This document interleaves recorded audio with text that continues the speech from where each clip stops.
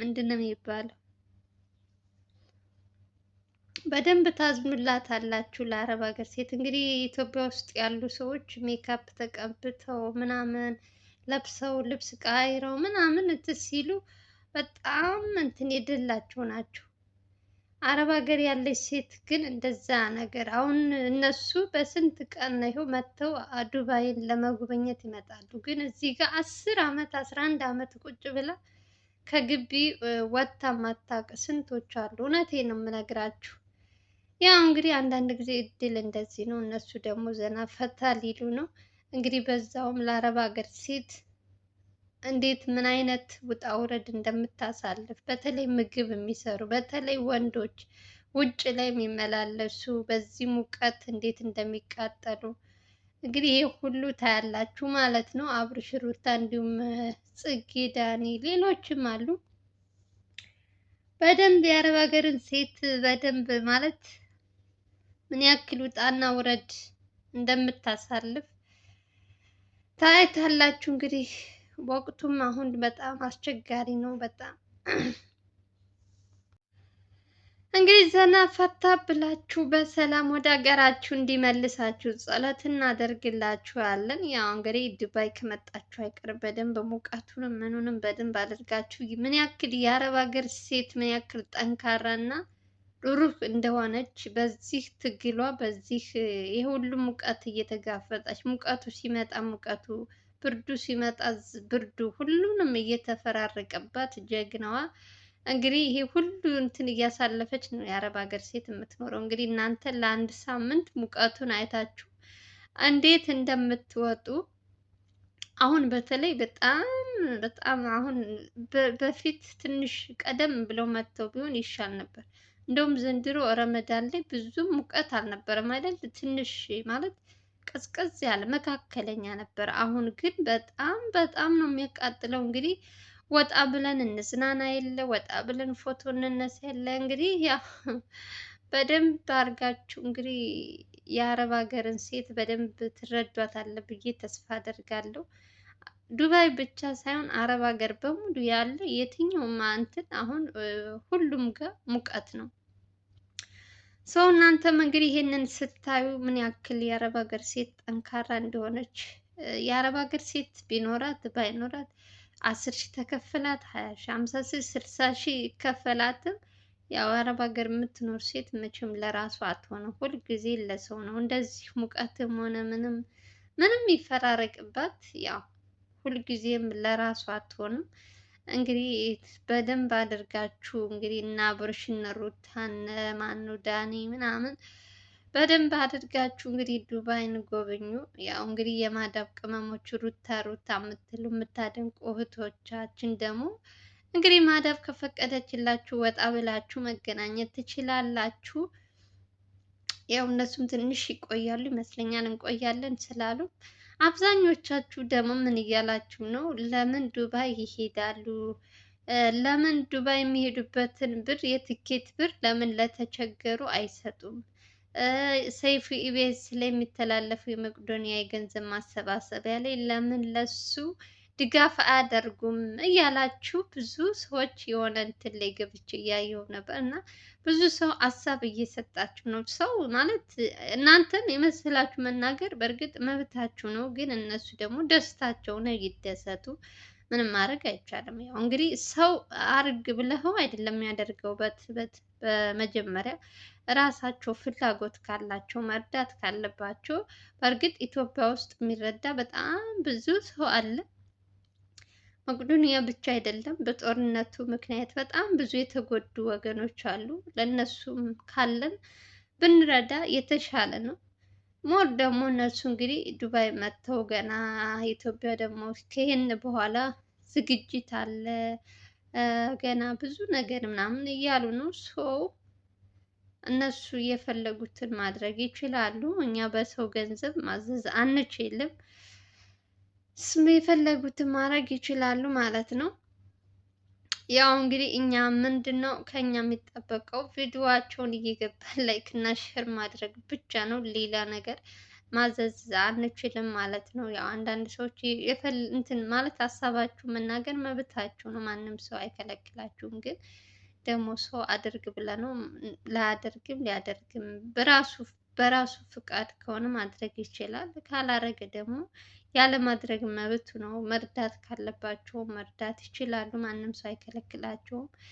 መስጠት እንደዚህ ለተቸገረ ሰው እንትን ላለ ሰው መስጠት በጣም ትልቁ እንትን ለተቸገረ ሰው ማብላት ማልበስ ነው። እና ያው እድለኛ ከሆኑ እንግዲህ ሁሉም ነገር ገንዘብም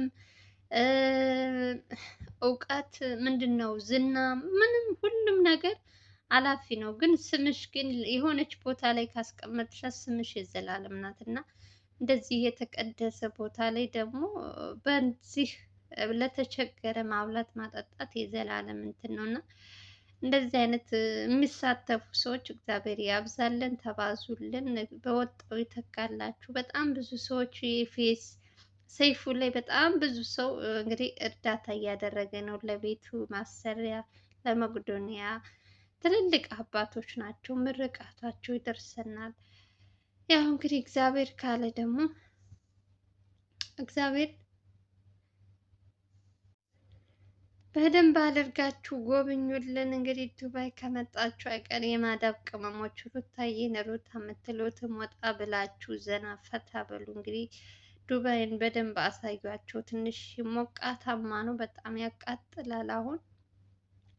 እንደውም ዘንድሮ ረመዳን ላይ በጣም እንትን አይደለም አይሞቅም፣ እንደው ይሻል ነበር። አሁን ግን በጣም ኧረ በስመ አብ ጠዋት ራሱ ከእንቅልፍ ስትነሱ እኮ ልክ በሩ ስትከፍቱት ይጋረፋል። በቃ እንፋሎቱ ራሱ መቤቴን እኔ የተለያየ ከሆነ አላውቅም። እኔ ያለሁበት አካባቢ ገና እኮ 1 ሰዓት ገና ሳይሆን ነው ሙቀቱ የሚጀምረው። ወይኔ አሁን እነሱ እንዴት ነው ወጣ ብለው የሚያዩት? እንደዚህ መንሸራተቻ ምናምን እንደዚህ እንትን እንደይዙ የማይታሰብ ነገር ነው። በተለይ ከኢትዮጵያ መጥተሽ እኛስ ለምደነዋል። ያው እዚሁም ስንት ዓመት የኖርንበት ነው ለምደነዋል። ግን እነሱ ግን ለአንድ ቀን መጥተው እንደዚህ አይነት እሳተ ገሞራ በሉት እኮ በቃ በጣም ከባድ ነው።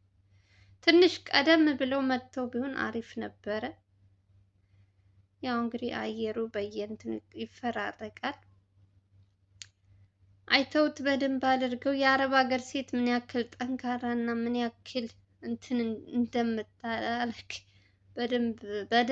በደንብ አድርጋችሁ አይታችሁ እንግዲህ የአረብ ሀገርን ሴት በደንብ አድርጋችሁ ምንድን ነው የሚባለው ክብር መስጠት አለባችሁ።